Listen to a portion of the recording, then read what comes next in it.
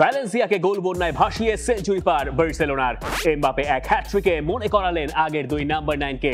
বাঁচা মরা লড়াইয়ে নতুন ফন্দি খুঁজছে ম্যানচেস্টার সিটি। অবশেষে হেরেছে ইউভেন্টাস। বুন্দেসলিগায় ফাড়া কাটানোর স্বপ্ন দেখছেন হ্যারি কেইন। জানুয়ারি ট্রান্সফার উইন্ডোতে নতুন ঠিকানায় হামজা চৌধুরী। কথা না বাড়িয়ে চলুন আমরা শুরু করি। এই সপ্তাহে আপনি যা দেখেছেন, যা হয়তো মিস করে গেছেন, তার সবকিছুই 5 পয়েন্টে। নাম্বার 1, সিটির নতুন ফন্দি। প্রিমিয়ার লিগের পয়েন্ট টেবিলে তারা রয়েছে 4 নম্বরে। 1 নম্বর জায়গাটা লিভারপুলেরই আছে, 2 নম্বর জায়গাটা আর্সেনালেরই আছে। পয়েন্টের ব্যবধান আগের সপ্তাহে যা ছিল ঠিক তাই আছে। লিভারপুল কনভিন্সিংলি জিতেছে ইপসুইচের সঙ্গে, তাদের জেতারই কথা ছিল। আর্সেনাল রিকার্ডো কালাফিওরের একটা দুর্দান্ত স্ট্রাইকে ম্যাচটা বের করে আনতে পেরেছে উলভসের মাঠ থেকে, যে ম্যাচে অনেক বেশি কথা হয়েছে একটা রেড কার্ড নিয়ে। তবে আমরা কথা বলতে চাই ম্যানচেস্টার সিটিকে নিয়ে। ম্যান সিটি কোচ পেপ গার্দিওলার মুখে আপনি বহুদিন বাদে এইরকম হাসি দেখেছেন। চেলসির বিপক্ষে জয়টা তার দলকে স্বস্তি দেওয়ারই কথা, কারণ এর আগে পিএসজির সঙ্গে চ্যাম্পিয়ন্স লিগের ম্যাচে হেরে যে অবস্থায় ম্যান সিটি নিজেদেরকে খুঁজে পেয়েছে, তারপরে এখন যখন তাদের ক্লাব ব্রুজের বিপক্ষে চ্যাম্পিয়ন্স লিগে খেলতে যেতে হবে, তার আগে এরকম একটা জয় তার দলের জন্য খুব বেশি গুরুত্বপূর্ণ ছিল। এবং এই হচ্ছে সেই ম্যাচ যেটাকে বলা হচ্ছে ম্যানচেস্টার সিটির জন্য জাজমেন্ট ডে। কারণ এই ম্যাচটা জিততে না পারলে পয়েন্ট টেবিলের 25 নম্বরে থাকা ম্যানচেস্টার সিটি ছিটকে পড়বে চ্যাম্পিয়ন্স লিগের লিগ ফেজ থেকে। এতখানি গুরুত্বপূর্ণ হয়ে গেছে ম্যানচেস্টার সিটির জন্য এই ম্যাচটা। এটা ম্যান সিটির এই সিজনের সবচেয়ে গুরুত্বপূর্ণ ম্যাচ এবং এই ম্যাচে ম্যান সিটি জিততে পারে এইরকম সম্ভাবনা তারা তৈরি করে রেখেছে। চেলসির বিপক্ষে অন্ততপক্ষে তারা যা দেখিয়েছে, তারপরে এমনটা মনে হওয়াটাই স্বাভাবিক।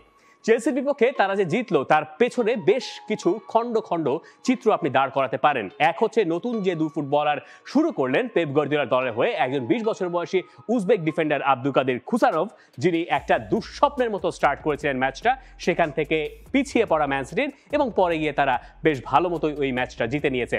আরেকজন মিডফিল্ডার ছিলেন, অ্যাটাকিং মিডফিল্ডার বলাই তাকে ভালো, ওমার মারমুশ ফরওয়ার্ড, যিনি ম্যান সিটিকে যথেষ্ট সাহায্য করেছেন। এবং এখন যে কথাটা উঠছে সেটা হচ্ছে ওমার মারমুশের প্রভাবটা ম্যান সিটি বা পেপ গার্দিওলা সিজনের এই সেকেন্ড হাফে গিয়ে কাজে লাগাতে পারবে কিনা। এই দুজনকেই তারা জানুয়ারি মাসে সাইন করিয়েছে এবং এই খুসানভকে বুধবারে সাইন করানোর পরে শনিবারেই পেপ গার্দিওলা নামিয়েও দিয়েছেন। 20 বছর বয়সী ডিফেন্ডার হিসেবে ওই শুরুর ধাক্কা সামলে তিনি এরপরে যথেষ্ট ভালো করেছেন।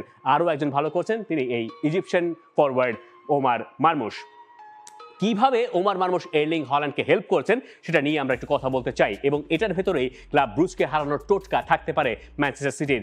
এমনকি ম্যান সিটির পুরো সিজনটাকে যদি তারা আবার লাগাম টানতে চায়, নিজেদেরকে টপ 4-এ রাখতে চায়, একটা সম্মানজনক জায়গায় রাখতে চায়, চ্যাম্পিয়ন্স লিগের নকআউট পর্বে যেতে চায়, তাহলে মারমুশ হতে পারেন তাদের জন্য ট্রাম্প কার্ড। কেন?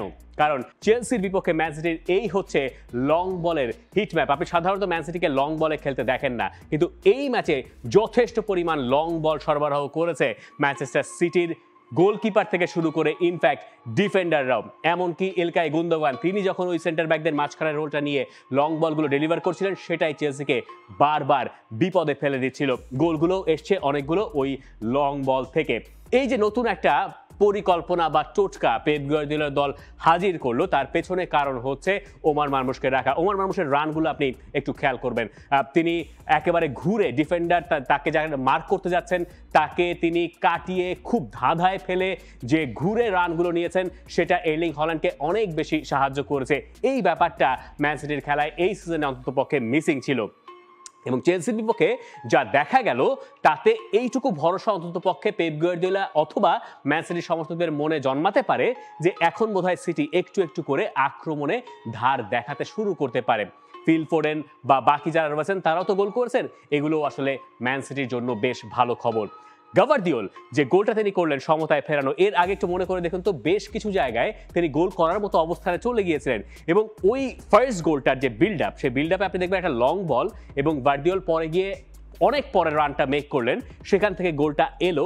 ওই জায়গায় পেপ গার্দিওলার দল এই নতুন ট্যাকটিক্সটার খুব ভালো মতো এক্সিকিউশন করতে পেরেছে। তো ম্যান সিটির এই সপ্তাহে খেলায় জয়টাই মুখ্য কথা নয়, যেভাবে ম্যান সিটি খেলেছে সেটা বরং মুখ্য কথা। এই সপ্তাহে চ্যাম্পিয়ন্স লিগে ম্যান সিটি ইংল্যান্ডের দলগুলোর ভেতরে সবচেয়ে কঠিন পরীক্ষার মুখোমুখি হচ্ছে। আর অ্যাস্টন ভিলা তাদের প্রতিপক্ষ সেল্টিক, লিভারপুলের টপ 1 বা 2-তে থাকার টার্গেট নিশ্চয়ই থাকার কথা, কারণ তারা এখন 1 নম্বরে অবস্থান করছে। আর্সেনাল ভালো অবস্থানে আছে, টপ 8-এ তারা থাকতে চাইবে। চলুন আমরা পয়েন্ট নাম্বার 2-তে চলে যাই। লা লিগা নিয়ে কথা বলতে হবে। 1 নাম্বার হচ্ছে M9 মানে কিলিয়ান এমবাপে 9, আর 2 হচ্ছে বার্সার 7 আপ। দুটো নিয়েই আলাদা আলাদা করে চলুন আমরা কথা বলি। শুরু করব অবশ্যই দুই দলের একটা পার্থক্য দিয়ে। এই লা লিগার সিজনটা আপনাকে এই বছরটা অন্তত পক্ষে মনে করে দিতে পারে সেই ধরেন মেসি রোনালদোর আমলে, যে আমলে রিয়াল মাদ্রিদ আর বার্সেলোনা ভুরি ভুরি গোল করতো। এই বছরটা যদি আপনি হিসাব করেন, দুই দলে সমান 28টা করে এখনো পর্যন্ত গোল করেছে, এবং দুই দলের তারতম্যের ভেতরে আপনি দেখতে পাবেন যে খুব কাছাকাছি। এই সপ্তাহটা আপনার যেমন গেল, যেমন 7-1 ভ্যালেন্সিয়াকে হারালো বার্সেলোনা, একটা বড় ব্যবধানে 3-0 যদিও, কিন্তু সেই ব্যবধানে রিয়াল মাদ্রিদ অন্ততপক্ষে জিততে পারলো। এইগুলো আমাদেরকে বলছে যে আমরা আরেকবার বোধহয় মেসি রোনালদো তো চলে গেছেন, এরপরে একটা শূন্যতা কাজ করেছে লা লিগায়, গোলের সংখ্যা একটু কমে এসেছিল, সেই জায়গায় আমরা বোধহয় আরও একবার ফিরে যাচ্ছি। এই স্ট্যাটটা দেখলে বা এই তুলনাটা দেখলে আমাদেরকে সেই ইঙ্গিতগুলো বুঝতে সাহায্য হতে পারে। লা লিগার পয়েন্ট টেবিলটায় আতলেতিকো মাদ্রিদের এই সপ্তাহে পয়েন্ট খোয়ানোটা সবচেয়ে বড় খবর। তাতে রিয়াল মাদ্রিদের শীর্ষস্থানে লিডটা বেড়েছে, আর বার্সেলোনা তারা একই জায়গায় আছে যা আগের সপ্তাহে ছিল, ঠিক তাই আতলেতিকো মাদ্রিদের সঙ্গে তারা পয়েন্টের ব্যবধানটা কমাতে পেরেছে। আতলেতিকো ভিয়ারিয়ালের সঙ্গে যেভাবে ড্র করছে তাতে তাদের খুব আক্ষেপ থাকা জায়গা আছে কিনা এটা নিয়েও আসলে প্রশ্ন তোলা যেতে পারে। আমরা কথা বলতে চাই কিলিয়ান এমবাপেকে নিয়ে। দেখেন, রিয়াল ভায়াদোলিদের বিপক্ষে রিয়াল মাদ্রিদের জার্সিতে প্রথম হ্যাটট্রিকটা করেছেন কিলিয়ান এমবাপে। কয়েকটা সিগনিফিক্যান্ট ঘটনা এই একটা ম্যাচের ভেতরে আছে। প্রথমটা হচ্ছে এমবাপের জার্সি নাম্বার কত? 9, তাই না?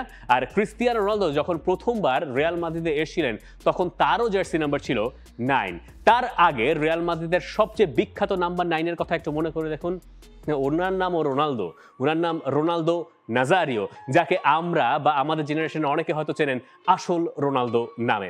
ক্রিস্টিয়ানো রোনালদো আসল রোনালদো, নকল কিছু নাই। যাই হোক, এই সব রোনালদোকে এক জায়গায় নিয়ে আসছেন কোনো না কোনোভাবে কিলিয়ান এমবাপে, এবং এমবাপের এই হ্যাটট্রিকটা কিভাবে রিয়াল ভায়াদোলিদের মালিকানার একটা অংশ হচ্ছে রোনালদো নাজারিওর কাছে, এবং এই হ্যাটট্রিকটা করে তিনি আমাদেরকে রোনালদোকে মনে করে দিচ্ছেন। এখনো পর্যন্ত কিলিয়ান এমবাপে সব মিলে গোল করেছেন 22টা, আর ক্রিস্টিয়ানো রোনালদো তার প্রথম রিয়াল মাদ্রিদের সিজনে গোল করেছিলেন সব মিলে 33টা। সেই সিজনে রোনালদো নাম্বার 9 জার্সি গায়ে চাপিয়েছিলেন। কিলিয়ান এমবাপে রোনালদোকে ছাপিয়ে যাওয়ার কথা ফার্স্ট সিজনের তুলনায় অন্তত পক্ষে, তাই তো আপাতত যে ধারায় তিনি চলছেন, শেষ 5 ম্যাচে 8টা গোল, তাতে কিলিয়ান এমবাপের ওই রোনালদোর 33 গোলের রেকর্ড ছাড়িয়ে না যাওয়ার কোনো কারণ নাই। আর রোনালদোর ফার্স্ট সিজনে তিনি কোনো ট্রফি জেতেন নাই, আর এরই মধ্যে কিলিয়ান এমবাপের সেই কাজটা করা হয়ে গেছে। রিয়াল মাদ্রিদের আলোচনা একপাশে সরিয়ে রাখা যাচ্ছে না পুরোপুরি, আমরা সামনে আসছি। তবে তার আগে আমরা বার্সেলোনার রেকর্ড গড়া নিয়ে কথা বলতে চাই।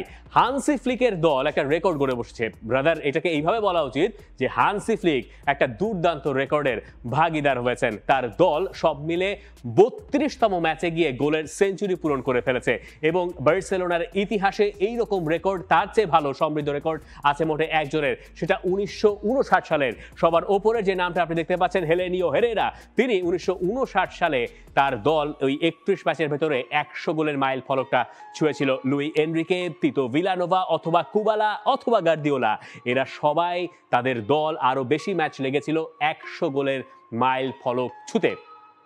এই 100 গোলের ব্যবচ্ছেদ করলে পরে এই রকম দাঁড়ায়। এই তিনজনও আসলে তাতে বড় প্রভাব রেখেছেন। তবে সব মিলে 15 জন ফুটবলার বার্সেলোনার এই 101 গোলে কন্ট্রিবিউশন রেখেছেন এখনো পর্যন্ত। 15 জন প্লেয়ার, 59টা গোল লা লিগায়, 26টা গোল আছে চ্যাম্পিয়ন্স লিগে, কোপা দেল রে 9টা, এবং স্প্যানিশ সুপার কাপে 7টা। 2011-12 মৌসুমে পেপ গার্দিওলার দল যেবার এরকম 100 গোল করেছিল খুব দ্রুততম ম্যাচের ভেতরে, সেই সময়ের সাথে এই রেকর্ডটাও বেশ মানে মিলিয়ে দেখতে পারেন, খুব কাছাকাছি। সেই সময় বোধহয় লা লিগায় তাদের গোল ছিল 61টা, এবং এখন আছে 59টা। এবং সেবারও রিয়াল মাদ্রিদ বার্সেলোনার তুলনায় পয়েন্ট টেবিলে এগিয়ে ছিল। বার্সেলোনা সেবার লিগ জিততে পারে নাই, রিয়াল মাদ্রিদই লিগ জিতে নিয়েছিল 100 পয়েন্ট নিয়ে। নিশ্চয়ই হানসি ফ্লিক সেটার কন্টিনিউশন চাইবেন না। এই সপ্তাহে চ্যাম্পিয়ন্স লিগেই বরং বার্সেলোনার মনোযোগটা থাকার কথা, যে কারণে বেশ কিছু ফুটবলারকে তিনি হান্সি ফ্লিক বিশ্রামও দিয়েছিলেন এই ভালেন্সিয়ার বিপক্ষে ম্যাচে। কারণ যখন আতালান্তার বিপক্ষে বার্সেলোনা খেলতে নামবে তখন তাদের একটাই টার্গেট থাকবে, পয়েন্ট টেবিলের 1 এবং 2 নম্বর জায়গাটা নিজেদের ধরে রাখা, 1 অথবা 2। 1-এ উঠতে পারলে তো ভালো, আর নিজের পক্ষে 2-এ থাকতে পারলে তাদের মন খারাপ করার কোনো কারণ নাই। তারা তো এখন 2 নম্বরেই রয়েছে, কারণ ওই 1-2-এ থাকলে চ্যাম্পিয়ন্স লিগের লেটার স্টেজে তারা হয়তো ভালো প্রতিপক্ষ বা তুলনামূলকভাবে একটু পছন্দনীয় প্রতিপক্ষ পেতে পারে। রিয়াল মাদ্রিদের কাজ কিন্তু শেষ হয়ে যায় নাই। চ্যাম্পিয়ন্স লিগের এই ম্যাচটা তাদের জেতার দরকার রয়েছে ব্রেসের বিপক্ষে। ব্রেসের ঘরের মাঠে গিয়ে তাদেরকে খেলতে হবে। আর এই ছাড়া জিরোনার তো আসলে সম্ভাবনা নাই। আতলেতিকো মাদ্রিদ সালজবুর্গের ম্যাচে আতলেতিকো মাদ্রিদের জেতাটা প্রয়োজন, নিজেদেরকে তারা যদি টপ 8-এর ভেতরে রাখতে চায়। পয়েন্ট নাম্বার 3-তে চলে যায় কেইনের ভাড়া কাটবে তো? কেইনের ভাড়া কি কাটবে?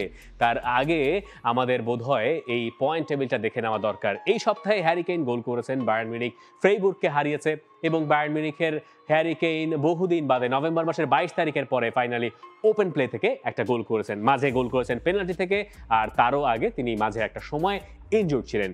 তো হ্যারি কেইনের ফাড়া কাটানোর কথা কেন বলছি? কারণ বায়ার লেভারকুজেন 2-2 গোলে ড্র করেছে। 2-0 গোলে তারা লিড নিয়ে রেখেছিল লাইপজিগের বিপক্ষে।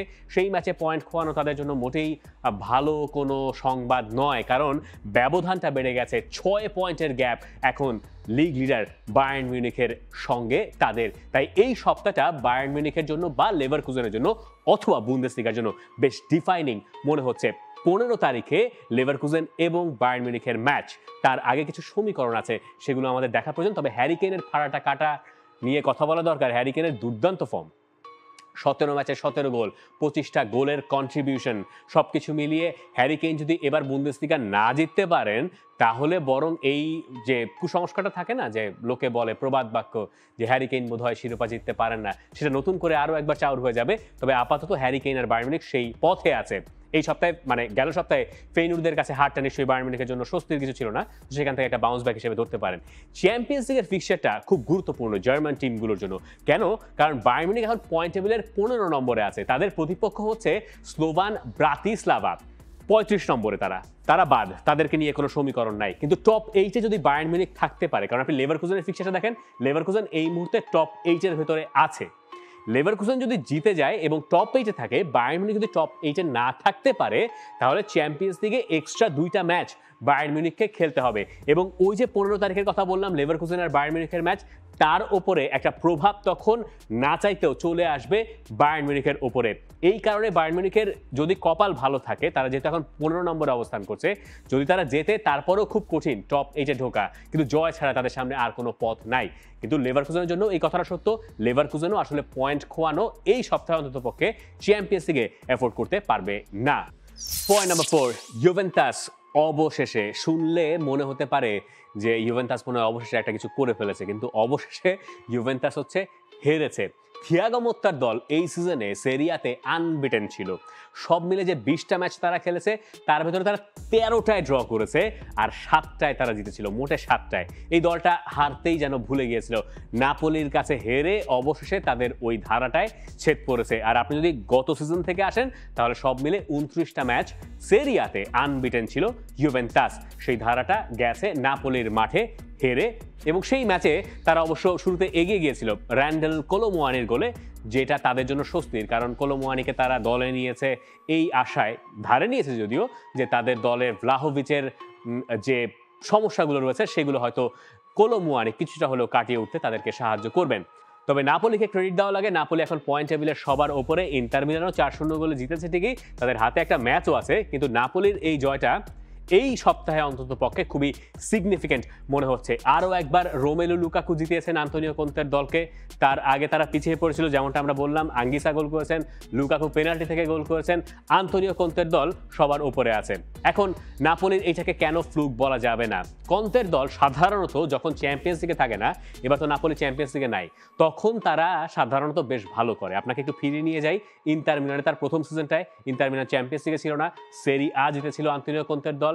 তারও আগে চেলসিতে আসেন 2016-তে, যখন তিনি চেলসিতে এলেন, ওই সময় চেলসিও চ্যাম্পিয়ন্স লিগে ছিল না।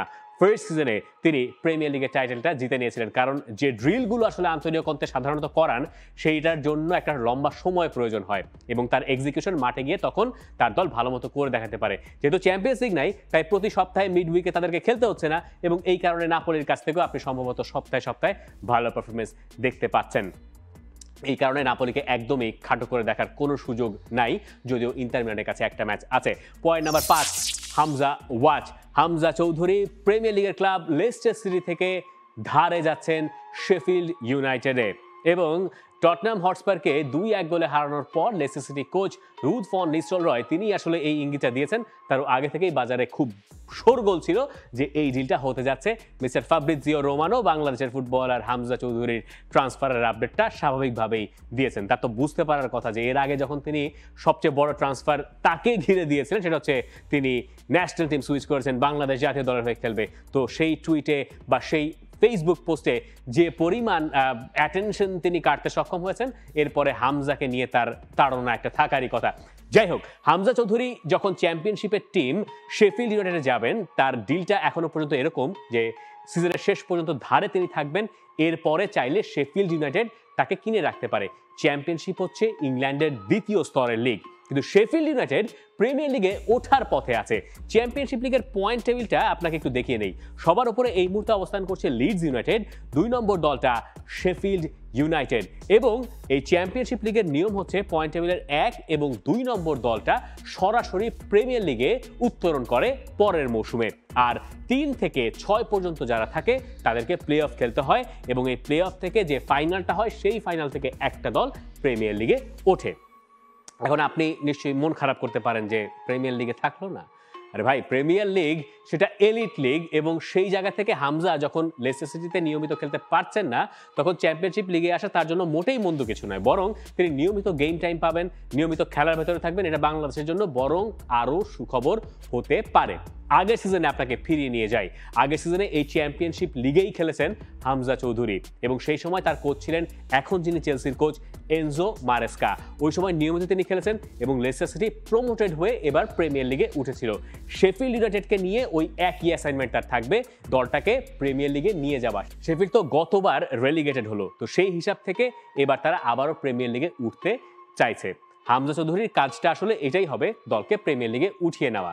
এবং যদি প্রিমিয়ার লিগে তাকে উঠিয়ে নিতে পারেন দলকে, শেফিল্ড ইউনাইটেডের সামনে সুযোগ থাকবে তাকে সাইন করানোর। লেস্টার সিটি আবার রেলিগেটেড হয়ে যেতে পারে। ঘটনা সিজন শেষে এমন হতে পারে যে লেস্টার সিটি রেলিগেটেড হয়ে চ্যাম্পিয়নশিপে নেমে গেছে আর শেফিল্ড ইউনাইটেড প্রিমিয়ার লিগে উঠেছে, হামজা চৌধুরী আবার প্রিমিয়ার লিগে গেছেন। কাগজে কলমে অবশ্য তিনি এখনও লেস্টার সিটির ফুটবলার, ডিলটা আপাতত শুধুমাত্রই ধারে। তো যাই হোক, হামজা চৌধুরীকে নিয়ে আরেকটা কথা একটু বলে রাখা দরকার যে চ্যাম্পিয়নশিপে ম্যাচের সংখ্যা একটু বেশি ওই লিগটাতে। তো সেই কারণে বাংলাদেশে যখন তিনি খেলতে আসবেন তার 25 তারিখে যদি ইন্ডিয়ার সঙ্গে ম্যাচ হয়, 29 তারিখে তার ফিরে গিয়ে আরেকটা ম্যাচ খেলতে হবে। তার আগে বোধহয় 15 তারিখে সবশেষ ম্যাচ চ্যাম্পিয়নশিপ লিগে রয়েছে ইন্টারন্যাশনাল ব্রেকের আগে। এবং এই সপ্তাহে আমরা প্রথম হামজা চৌধুরীর কাছ থেকে নিজ মুখ থেকে শুনতে পেয়েছি যে তিনি মার্চে বাংলাদেশে আসছেন। তিনি মোটামুটি মানসিকভাবে প্রস্তুত, সংস্কৃতি বা এখানকার কালচার তার কোনো সমস্যা হবে না। তার বাবা বাংলায় তার সঙ্গে কথা বলেন এবং তিনিও চমৎকার বাংলায় কথা বলেন, যদি সেটা সিলেটি বাংলা।